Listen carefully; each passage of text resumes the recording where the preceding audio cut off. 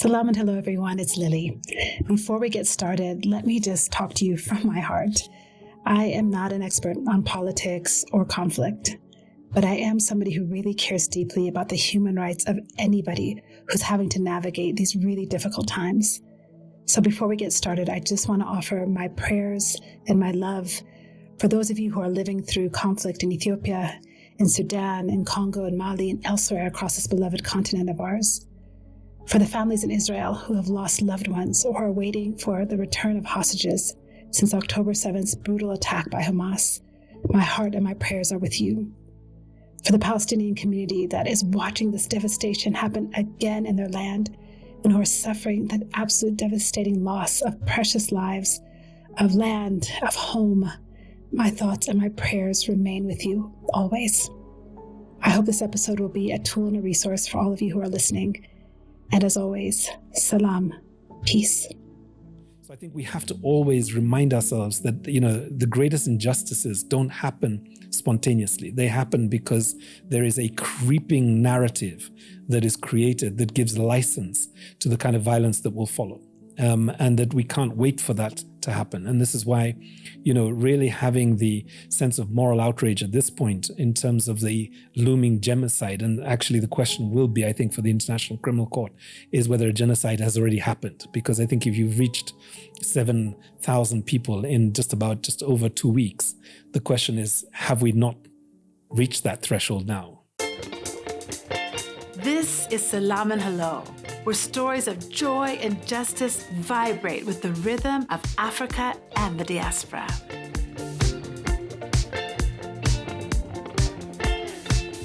We're worried, anxious group of people trying to move along. Maybe one day we'll get onto something. Until then we say, hold on. Salam and hello, everyone. My name is Lily Bekele Piper, and as always, we are so grateful to have you with us today. I want to read you something before I start today's episode. This was written by a colleague, Mamka, about the current conflict in Israel and Palestine. And I just want to read it as it's written, and then we'll get going. Justice. What is justice? For you who values justice, who genuinely aspires to creating a just world, how do you determine how to feel, what to think, what to fight for when chaos reigns, when emotions run high, when the news cycle feeds whatever specific fears appeal to you, whether the news tells the truth, the whole truth, parts of the truth, or blatant untruths? In such times, I try to place myself behind the veil of ignorance, a tool for moral reasoning conceptualized by the philosopher John Rawls. It asks quite simply, what would you consider a just world if you didn't know who you'd be when you were born? If you didn't know where in the world you'd be born, which gender, race, or religion you'd be born into, what financial, physical, or intellectual resources you would have. If you knew none of these things before entering the world, and you had a good chance of being who you are today as whoever you think is most different from you, how would you design a moral society? Mamka's article in Medium, from which I just read, came to me about 2 weeks ago, just as the conflict in Israel and Palestine was beginning to just break our hearts. And I haven't been able to move from her words ever since.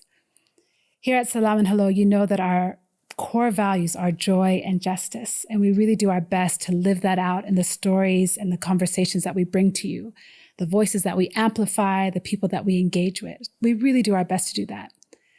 This work is a show in progress, just as I am, and we have been talking about the conflict in the Middle East as a team and really wrestling over what do we say at a moment like this? How do we be fully authentic, fully ourselves, fully true to what we know to be right and wrong? And how do we talk about this in a way that doesn't isolate or add to the noise that often feels is filling up our news feeds and our ears and our homes on a daily basis? Most importantly, how do we hold on to our humanity? How do we acknowledge the incredible pain and suffering that is happening again? And at the same time, we love this place. Kenya, East Africa, the continent is our home. And none of us are blind to the fact that we have been suffering in many different ways across this continent for generations, just as they have in the Middle East. And at moments like this, when we look and see how conflict is escalating and how many lives are being lost, we can't help but also look to the left and to the right, and we remember our loved ones across the border in Ethiopia, in Sudan, in Congo, in the DRC, in Mali, Rwanda. I mean, it doesn't end, who are equally suffering. And yet somehow maybe the eyes of the world are not looking at them anymore. So let me continue Mamka's question about what is just by asking each and every one of us to also consider what is humane and who are we in this moment? Who do we want to be? Who in a few years, when we look back at this moment, will we be proud to say that we were? I'm thinking so much about each and every one of you listeners who entrust us with your time and with your thinking. And I'm also wondering how you are. How are you today? How are you feeling? How are you coping? One of the things that I have been sitting with as a mother, as a communicator, as a friend, a daughter, is how heavy and hard this moment is. Last night, I was at my niece's birthday party, and all of us there were fully focused on her and the joy that she is to us. And of course, we all go home and we open our phones and we look at it and we see that Israel has started a ground raid. And our hearts are broken again. And I'm constantly wrestling with this idea of, can I be happy? Can I justify a birthday party? Can I justify a celebration while another mother somewhere is grieving the loss of her child or the loss of her home or the loss of her country? It is a constant state of tension that we live in. And I think there's something really sacred about grief. There's something sacred about collective and shared grief.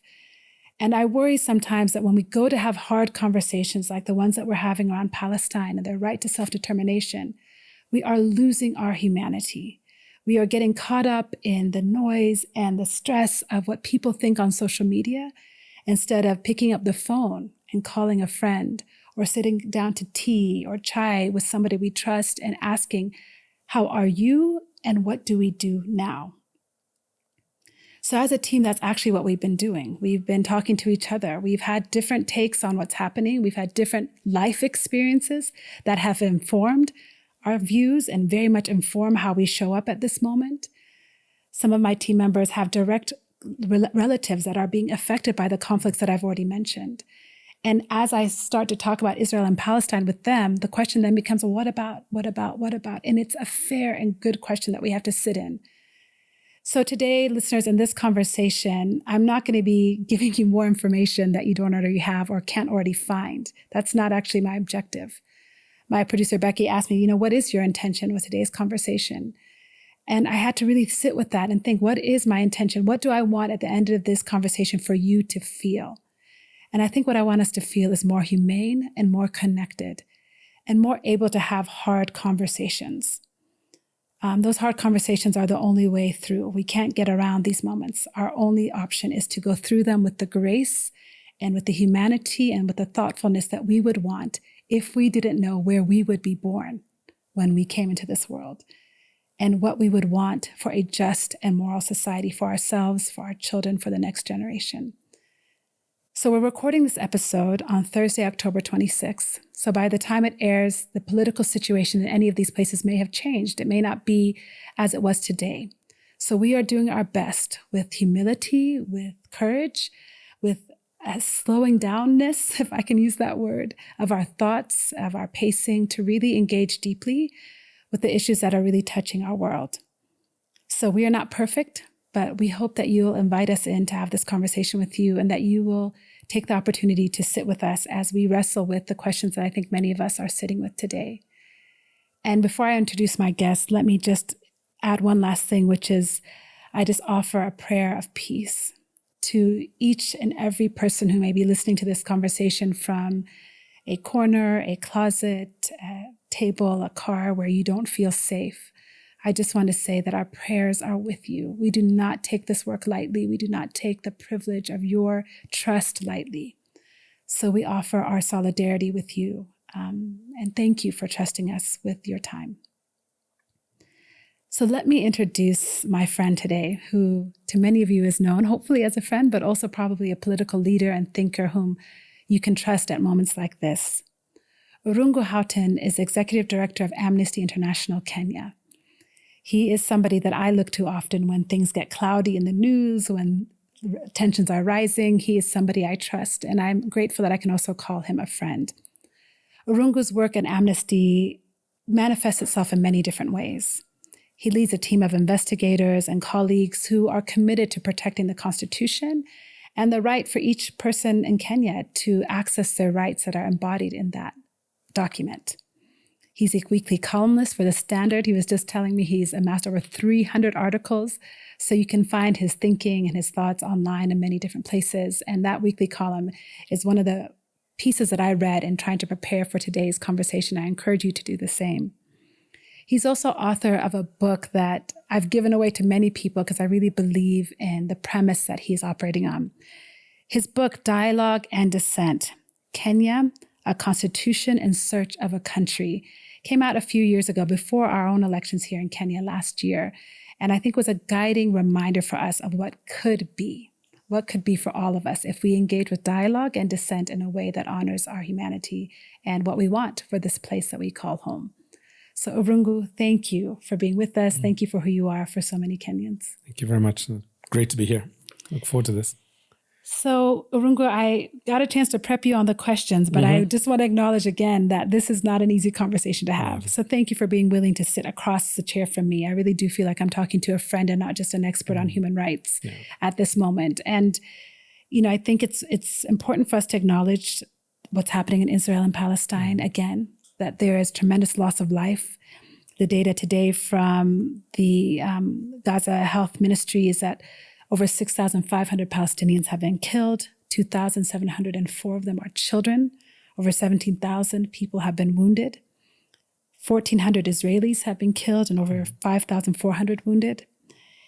And this narrative, we can't escape since October 7th. It's filling our news feeds. It's filling everything we're thinking about. And yet we are residents of Kenya. This is our home. And in the last year, we have seen the tremendous costs that conflict has had in DRC, in Ethiopia, and Sudan. So as Africanists, Irungu, let me start there. What are the stories that we need to be paying attention to that may not be getting the world's attention right now? So there are a number of, conflicts that we need to be paying attention to, and the aftermath of conflicts. I mean, I think many of us are, were horrified by the violence that we saw in Sudan and the tensions between the two military formations. And the fact of the matter is that the context has not changed dramatically for the people who've had to flee their homes. Many of them now in places like Egypt and within the region, there are people who are still unsafe and, at risk inside Sudan. So that's one country that has gone silent and has been knocked off our international media headlines, not just by Palestine and Israel, but also by Ukraine and Russia.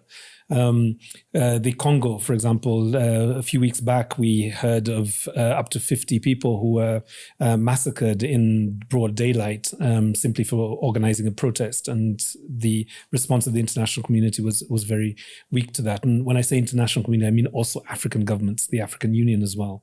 We've seen coups, no less than 7 or 8 coups in West Africa. And essentially what we're beginning to see is states that have become unstable, that are no longer accountable, but perhaps even more pernicious is the growing feeling among civilians or among citizens that actually the idea of the democratic project, the idea of a democratically elected government, that is somehow not African anymore, and that we should just expect the latest autocrat to come in and take over.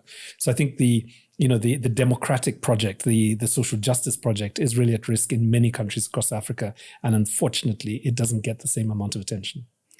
Yeah, and we certainly are not trying to say this is more important than that, but I think we are rooted here. And I think as this conflict begins to, again, not only take the headlines now, but probably for the foreseeable future, we are at risk of forgetting. I think the fact that some of the data that's coming out right now across the continent, the African Center for Strategic Studies says that they estimate about 40 million people have been forcibly displaced within the continent this year.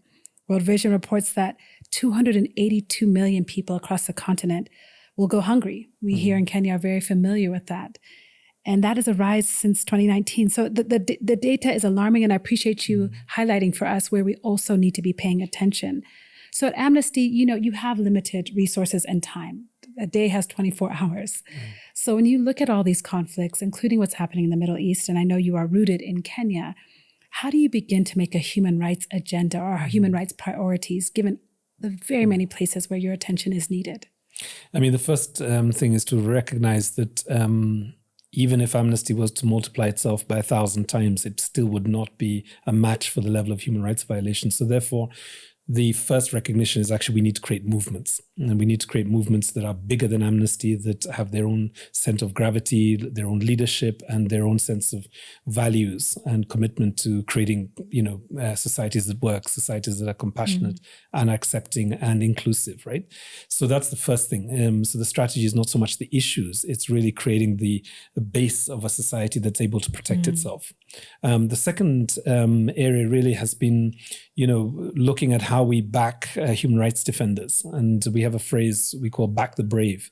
But one of the priorities for Amnesty is really looking for those human rights defenders, whether they be defending, the rights of human beings, or whether they are protecting the environment or the wildlife, or climate warriors. I mean, essentially anybody who stands in the public interest needs to be protected at this time, regardless of which constitutional order they have in their countries.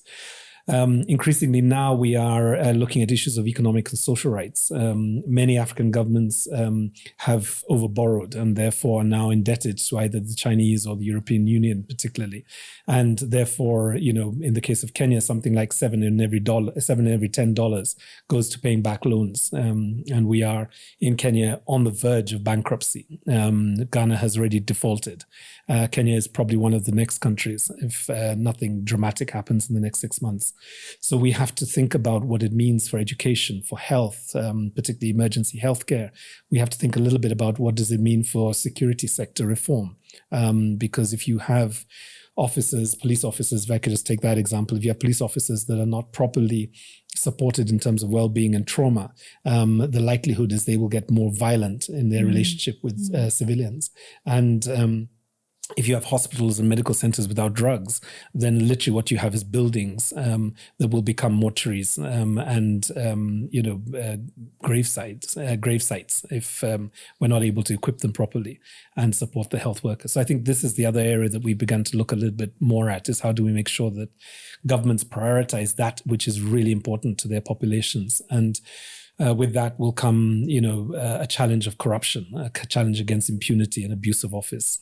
So that's really been our focus over the last year or so. Can I push you a little bit on some of the issues you raised there? Because one of the things in particular that's coming out of Palestine and Israel is the amount of children who have been victims, innocent victims to this tremendous tragedy. When you're looking at all of that, is there ever a moment where you say, actually, we have to stop this and immediately shift our focus, our energy in this direction because of the grave nature of current, conflict that's picking up? Yeah, I mean, the Palestine since October the 7th, our focus within Amnesty Kenya has probably shifted. On some days, so at least 30% of our attention is on Palestine at the moment. And some days it's, 50%. And, there's a Sunday just recently where it was 100%, right? Yeah. So I think, we have to respond where we think it's necessary. And I think there are a number of different responses that are required. Kenya is a sovereign state. It is part of the United Nations. It has a vote, the General Assembly. It used to be on the UN Security Council. The question for us as Kenyans and those of us in Kenya is, what is Kenya's foreign policy with regards to what's happening in Palestine? What is the position that we're taking on the mass targeting of civilians? And like you say, many of them children. What is our position on the blockade and the bombing of Gaza? What is our position on the historical injustices of an apartheid state that is very familiar to us as Kenyans and the rest of Africa that went through settler colonialism? What is our position on these issues? I think that's one of the, the moral imperatives of this time. Yeah. So let's just stay with Palestine. I was going to ask you about that a little bit more later, but let's just continue on that theme. If you were somebody who was waking up on October 8th to this news of what has happened on the 7th, and you were not following closely before the conflict happening in the Middle East. Could you isolate, and this is a very unfair question, so I acknowledge that now, but could you isolate maybe 2 things that you think are most salient in order to understand the roots of what we see happening right now? Yeah. So I think, first of all, if I can just talk about some of the myths, Sure. just 2 or 3 myths. One myth, of course, is it's a religious war. The second is that essentially Hamas is, some wild, violent, armed group that is exploiting divisions between the Palestinians and the Israelis. And the third one is that it doesn't matter to us. It's too far away. All these 3 are really just myths. And for those people who had not been paying close attention, what I think is really important for them to get is that we have, several decades of systematic oppression of the Palestinian people. The equivalent, I guess, would be the equivalent of apartheid South Africa, where you have segregated people on the basis of their identity.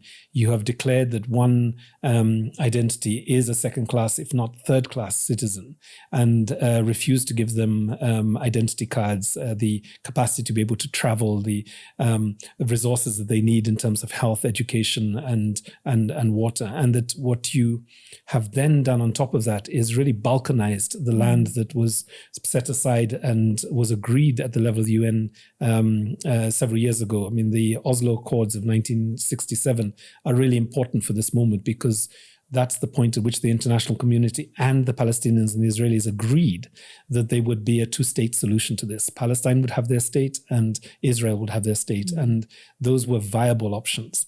Increasingly over the last, few decades, what you've seen is Israel promoting settler expansion into Palestinian lands at the barrel of a gun, right? So it's not willing buyer, willing seller. You're talking about... There's no equity in this conversation. And, as I say, many Africans are very familiar with that. Here in Kenya, the highlands were essentially the settler, I think they used to call it the Happy Valley at some point, but the highlands and the Rift Valley were really the points of interest for the settler community. And they just kept pushing Kenyans into these reserves and concentration camps, which essentially just led to an armed rebellion. And I think, anybody who has not read the history needs to understand that what you have is a history of injustice and structural injustice. Something like about 70% of all Palestinians are refugees, right? It's not often known this, something like about 40% of all the Palestinians who are in Israeli jails are under the age of 18. Many of them have been processed without due process. They've not had the opportunity of lawyers. They've not had a fair trial. Many of them are in detention. And that's really the injustice that is behind the explosion that we see at the moment.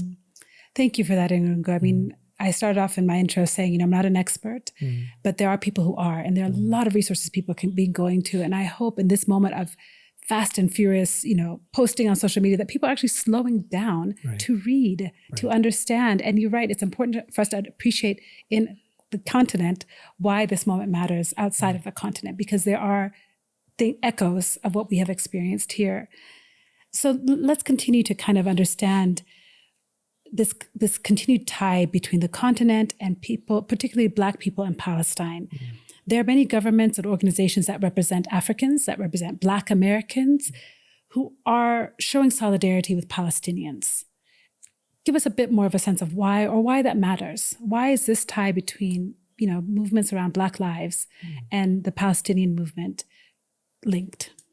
No, we know from our ancestors the leadership of people like Malcolm X, Martin Luther King, Dedan Kimathi. The refrain that runs through all of their legacies is essentially this argument that it is, no one is safe unless we are all safe. That where you leave a gap for injustice, particularly systematic structural violence against people on the basis of identity, that violence in some ways has a way of creeping back and attacking everybody. So I think, we as global citizens have a responsibility to care at this moment. And it's not a matter of creating a ranking exercise between a Congolese life and a Sudanese life and a Palestinian life and an Israeli life. I think we have to say that, universally, human beings matter and they must be protected, particularly against military aggression. Absolutely. When we think about the military aggression in this situation in Palestine, we have to think about how that manifests across the continent as well. I think, again, we're all familiar with let me choose my words carefully, interference might be the right word, or presence of international actors when conflict arises here on the continent.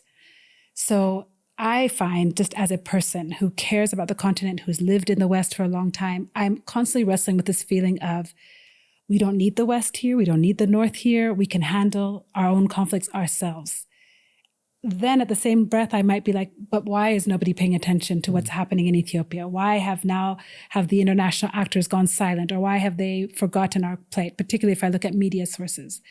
When you look at you take that 30,000 view of the landscape, what do you think is the right-sized shape or role for the North in the continent? Yeah. So as you're speaking, I was remembering Mahatma Gandhi's comment is that if you are ever in any doubt at what to do in any particular crisis, look for the person that is the most oppressed, wretched, and marginalized, and look at the world from their eyes. I think for a Palestinian child in Gaza at the moment, they don't have a hierarchy of who should come and save them. They don't have a hierarchy of who should provide humanitarian services, who should speak on their behalf, who should protect them. I think for them, they just want protection.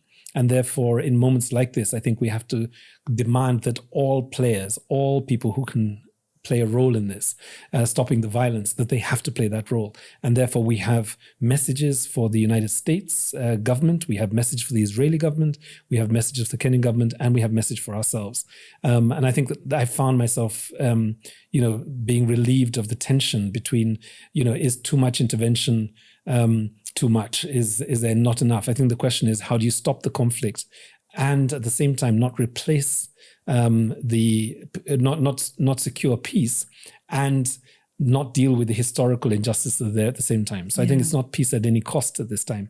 What we have to demand in the case of Palestine is a resolution to the historical injustice that's been there, which essentially has been to undermine a two-state solution very consciously and in full glare of the international community. I mean, for Africa, I think I'm all in favor of African solutions for African, problems. And I think it is important that we build the consciousness within our people that are able to compel their governments to do the right thing always. And at the same time, I think we have a legitimate argument based on historical relationships to hold former colonial powers accountable to the kind of societies that we want to build, and that's our choice. And they are essentially can either be allies or they can be blockers in that, and we hold them accountable. So if we think about now the continent, dig down deeper into what you've mentioned, we hear in Kenya, the inflation is out of control. We are seeing the impact, across our livelihoods. When we think about the conflict in the continent, what's happening in Ethiopia, what's happening in Sudan, what's happening beyond those borders, what are the implications for the average Kenyan? What can we expect if these things are not resolved? So we're already beginning to see economic distress across thousands, if not millions of Kenyan households. We're seeing people beginning to make choices that require them to do less. The roads are much more quieter now because of the cost of fuel. We are seeing people deciding not to have 3 meals a day. We're seeing people beginning to choose between medication or school fees. And these are all real concerns that, people will raise. I think we can expect also rising levels of petty crimes. Economic distress will lead to more criminal activity. And it will also lead to more restlessness in the society. And that will come with more demonstrations and protests. So as Amnesty International, we are beginning to look at how do we support people to be able to demonstrate, to find ways of vocalizing their concerns about what's happening in the economy in a manner which is nonviolent and is not violently attacked by police officers. So I think this is one of the scenarios that are out there. But I think the other one, which perhaps is a little bit more hopeful, is that we saw over 1,000 memoranda deposited at the National Ministry of Finance. That's probably the highest number of memoranda that have been brought to the attention of government on a finance bill. So there is a growing alertness and a growing concern, particularly among the middle class, that rather than being this complacent a class that privatizes everything that doesn't work publicly, that they need to start getting interested in public governance. And that, I think, is a positive. That is a positive. I hope we hear more about what that means for all of us. I want to talk about information, social media, disinformation, all of that, how we are finding out about these kind of either positive news or less than. So when a conflict first arises, or there is, even you mentioned this trade agreement, where are you getting your information as a Irungu Houghton? Where are you looking for a trusted, reliable voice at moments like this? Yeah. Well, first of all, it's like everybody, we're all struggling, right? So within Amnesty International, and if I just give the example of Palestine at the moment, we have three tensions which are live and kicking within the movement.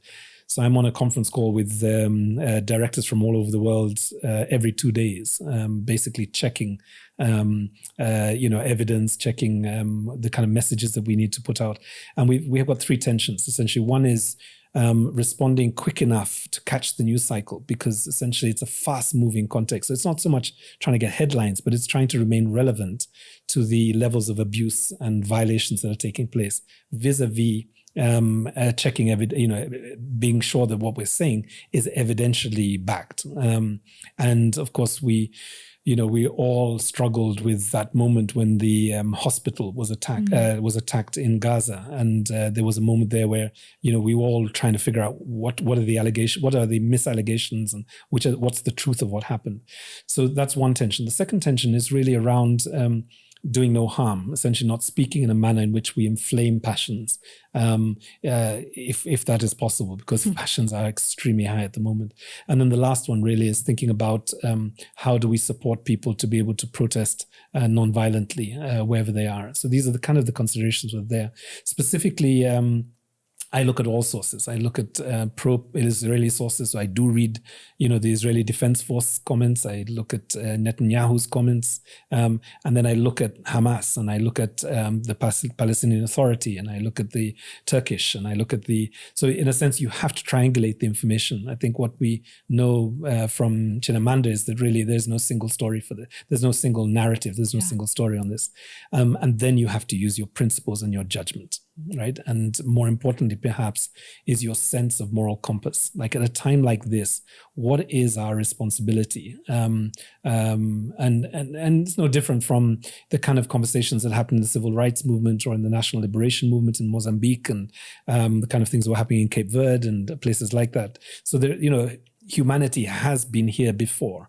And the people that distinguish themselves are the ones that actually took a stand on the basis of principle and value rather than expediency and safety. Thank you for that, Irungu. That's a really thoughtful and broad-reaching answer. I think I take so many things from what you said, including we have been here before. We need to look back, because that can tell us actually where we're going very quickly. And the triangulation of information and applying your own values and principles. You don't have to be an expert to know what feels right and what feels wrong. You don't have to be an expert. Your gut will do that, right? Your gut will do that. I was thinking about today, I was so nervous coming into this conversation. I didn't want to misspeak. I didn't want to get something wrong. I didn't want to get the data. I mean, honestly, I barely slept last night, just feeling anxious about this moment. And I thought this morning, what am I an expert in that I can speak to? And I honestly thought the thing I'm an expert in is loving other people and loving my children, loving my partner, having a family like that. I feel like I've done that long enough. Maybe I can call myself an expert there. And if that is true, then I can feel a great deal of humanity and grief in this moment, and the need to apply that moral compass to what I read. And that has actually been a help for me in these few short hours since I woke up with that question. So thank you for saying that. I think we can't emphasize that enough. Do not rely on your friend's Instagram post or the latest, algorithm to feed you what's true. Right. Check yourself. Right. Check yourself. And we might find a lot more humanity there. So speaking of humanity, I do want to talk about the language that we're using in this moment. We've seen language weaponized, we've seen grief weaponized during this conflict, and I'm thinking in particular of Israel's defense minister who referred to Palestinians as human animals. Irungu, what is the danger of language like that in a moment of conflict? Why is it important that we don't become desensitized to somebody's talking point at a press conference? Why is that irrelevant? Or why is that relevant? Excuse me. It's highly relevant because these are people in positions of tremendous power and influence. I mean, his words don't just sit in the air for the period of time that they're spoken, but they're actually picked and broadcast across billions of people, and they are the sounding call. They are the call to the faithful in the case of Israel to essentially see Palestinians as animals, and that's why I think it's so important. When if I can just use another example, when the 25 German, largely men, sat in this place in just outside of Berlin to design the final solution, and it's a very powerful movie. I forget the name of the town that's there, but it's in English. It's The Conference is the movie, and they've reenacted what it was like. 25 men sat in a room and designed the final solution, and their conversation led to the deaths of probably about 7 million people. And that conversation was very sanitary. It was very technical. It was very very tempered with the costs of, gas versus bullets, the distance that you'd have to take people in order to bury their bodies, or how many people could you get in a mass grave. I mean, that's the kind of thing. So I think what we have to remember is that it didn't take millions of Germans to kill millions of Jews. It took 25 people in a room. And you know how long they spent? They spent less than 3 hours to design that process, right? For about 15 or 20 government offices with these very senior, led by the Gestapo. So I think we have to always remind ourselves that, the greatest injustices don't happen spontaneously. They happen because there is a creeping narrative that is created that gives license to the kind of violence that will follow, and that we can't wait for that to happen. And this is why, really having the sense of moral outrage at this point in terms of the looming genocide, and actually the question will be, I think, for the International Criminal Court, is whether a genocide has already happened. Because I think if you've reached 7,000 people in just over 2 weeks, the question is, have we not reached that threshold now? Are we not beyond the idea of a conflict? Thank you for that, Irungu. Just, it's hard to actually move on from what you've said into the other questions I have, because I'm constantly just going back and sitting with the heaviness of,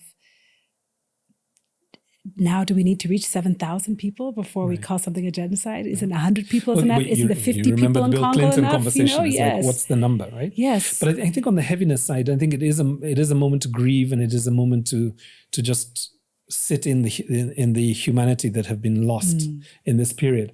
I think it's also a moment for action. So I think the challenge for us is not to get paralyzed, and if it is possible, to grieve and act at the same time, to do what we need to do to essentially acknowledge that humanity is at a very low moment in this period, and that it will get worse if we get paralyzed, if we switch off the televisions. Because I'm sure, 2 weeks, in fact, the Kenyan intelligence once told me that the average, historical memory of Kenyans is actually 5 days.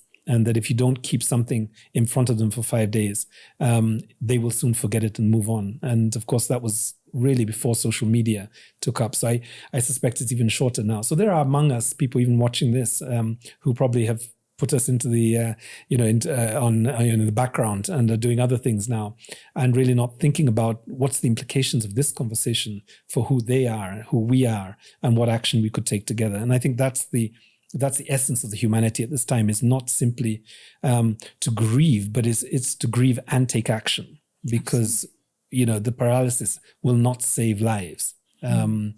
It allows us to emotionally, find some composure, and that's important.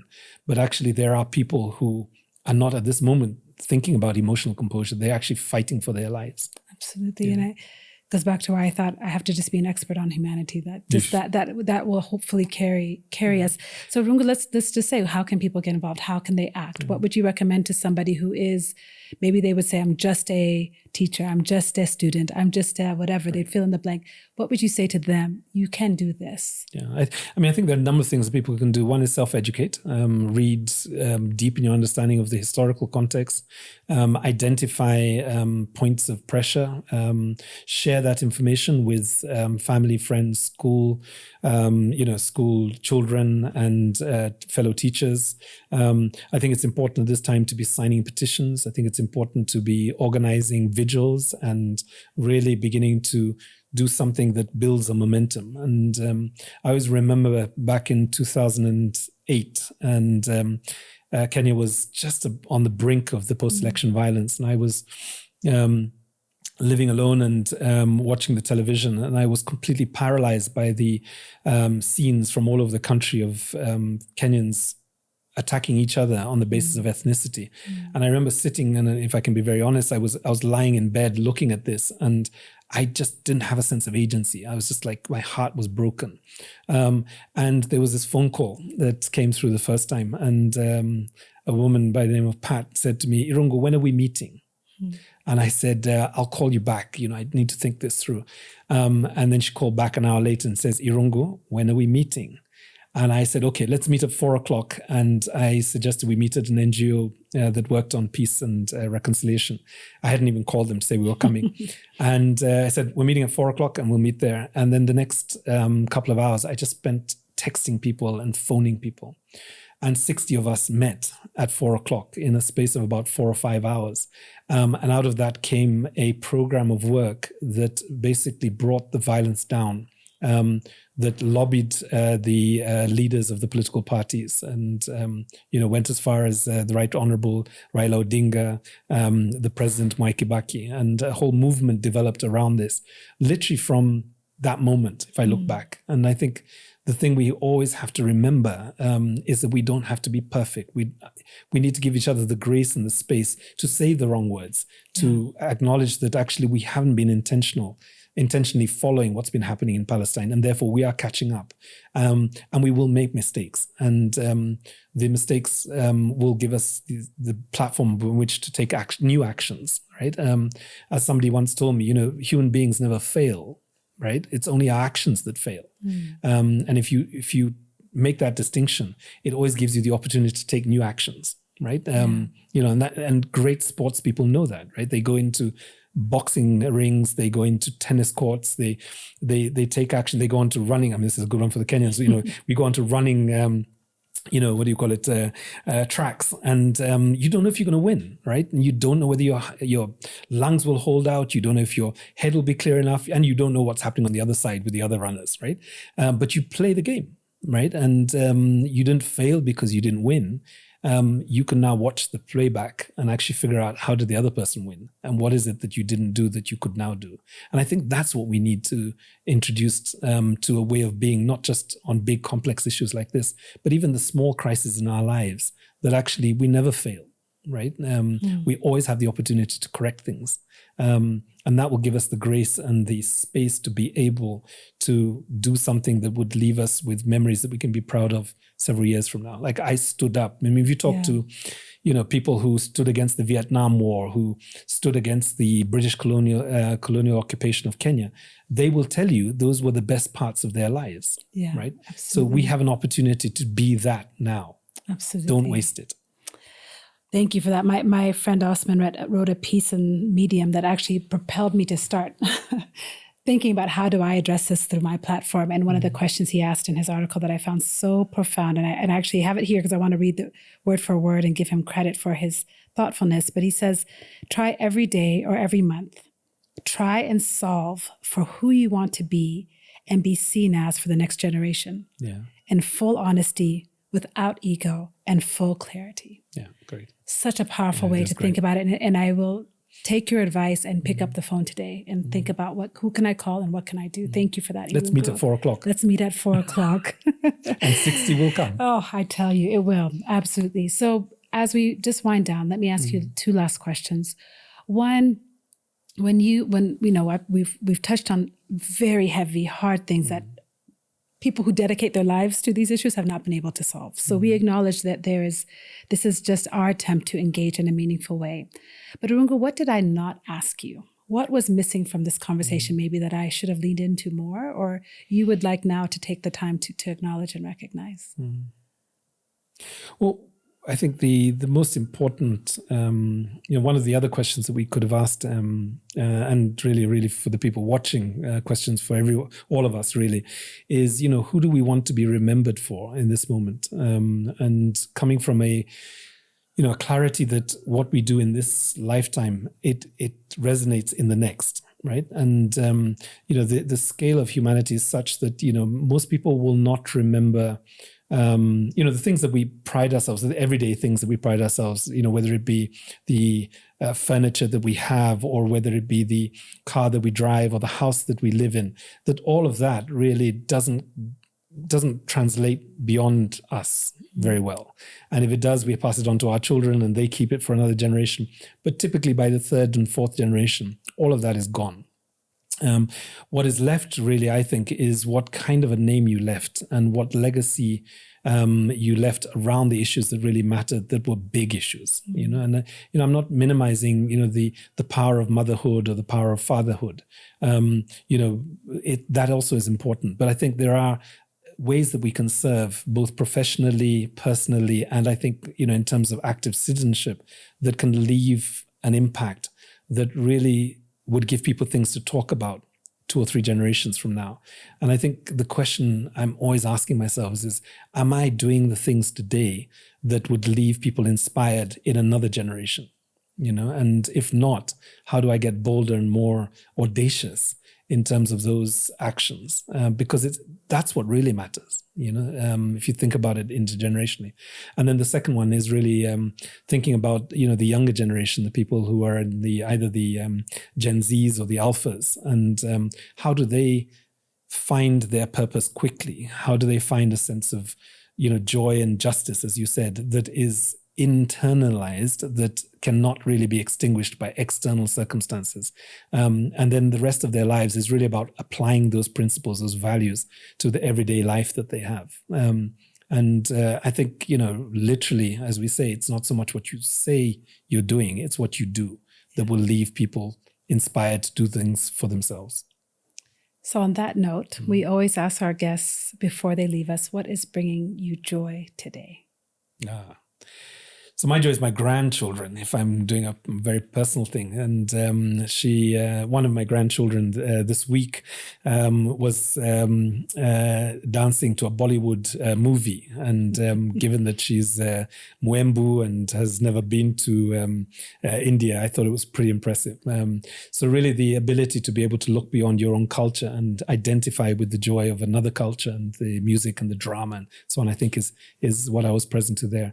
I'm also present to the massive demonstrations that are taking place all over the world, to the Israeli Jews who are saying not in our name, to the Palestinians who are saying, we need justice at this time, to the journalists and the medical workers that are in Gaza who every morning go to work and not know whether they will come home and find their whole family has been wiped out, as we've been seeing more recently. That level of courage is just, it's just I'm just awestruck by that. I think it's just breathtaking. I think that we all have an opportunity to play a role. Thank you for playing your role today on Salam Ho. Thank you for being my friend. Thank you for being a leader and someone we can trust. Thank you, Irungu. Thank you. Listeners, we are grateful again for your trust. And I'm sure this conversation may have stirred some things for you. We would love to hear from you. Lily@salamandhello.com, or you can reach us on our socials. We're now only on Instagram and TikTok. I'm embarrassed to say TikTok on a day like today, but you can reach us there at Salam and Hello. We would love to hear from you. As I have mentioned in the conversation today, I quoted two different friends and colleagues, Mamka and Osman's words, because sometimes I think at moments like this, we turn to the words of people whose lives feel bigger than us. And Irungu has rightly placed Dr. King, Malcolm X, Mahatma Gandhi into the conversation, rightly so. But sometimes it can feel like they are inaccessible to us, and I can feel that way. So I'm going to link Osman's and Mamka's articles in the show notes so you can see it. I'll also link Irungu's op-ed that he wrote last week so you can see that. Again, this was recorded October 26th, so the situation may have shifted by the time this comes to you. But I hope that wherever you are leaning hard into the humanity which we all carry, and that will inform how you act, what you say, what you do, that you'll pick up the phone, that you'll take an action to create a place that we all want to be, and certainly a place that's better for the generation that follows us. So until we see each other again, I wish you my salamtas, my peace, my prayers are with each and every one of you. See you next week. Until then we say, hold on. I know it's hard, but baby, you just got to hold on. I know something, baby, you just got to hold on.